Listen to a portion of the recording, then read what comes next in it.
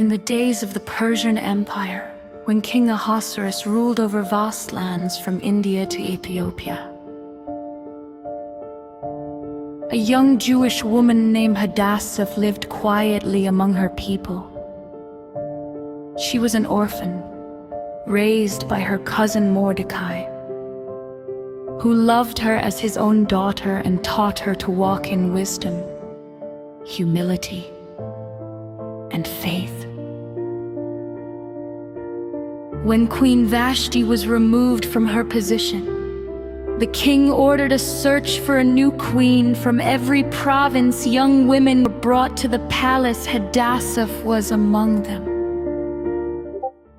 Though she was far from home and surrounded by splendor and power, she remained gentle and obedient, following Mordecai's counsel. She did not reveal her Jewish identity.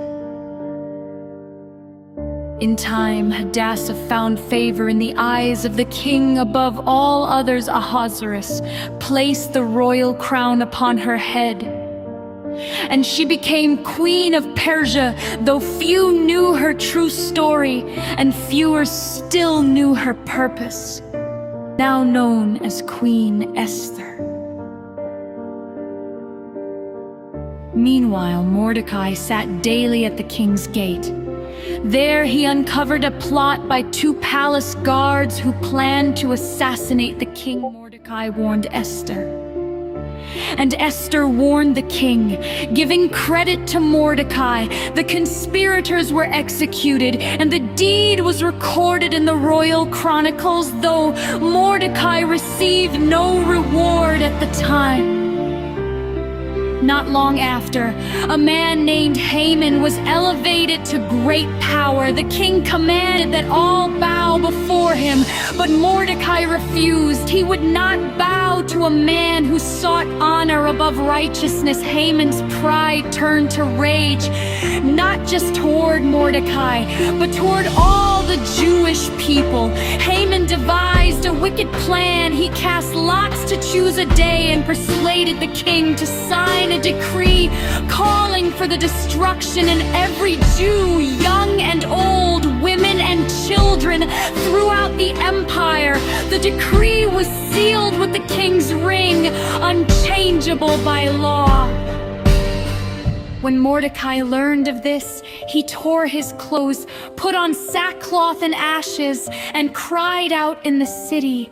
Word reached Esther in the palace, and she was deeply troubled. Mordecai sent her a message reminding her that silence would not save her, and that perhaps she had come to the kingdom for such a time as this. Esther faced an impossible choice. To approach the king without being summoned could mean death, yet she chose courage. She asked Mordecai to gather the Jews and fast for 3 days. She too would fast, and then she would go to the king, saying, "If I perish, I perish." On the 3rd day, Esther stood before the king in royal robes. He extended his golden scepter, sparing her life. She invited the king and Haman to a banquet, and then to a second banquet the next day. That night, the king could not sleep. He ordered the royal chronicles to be read, and there he was reminded of Mordecai's unrewarded loyalty. At the very moment Haman arrived to request permission to hang Mordecai, the king asked him how a man should be honored whom the king delights in believing the honor was for himself. Haman described a grand celebration. Instead, the king commanded Haman to do exactly those things for Mordecai. At the second banquet, Esther revealed the truth. She told the king she was Jewish and exposed Haman's plot to destroy her people. The king was furious. Haman was taken away and hanged on the gallows he had built for Mordecai.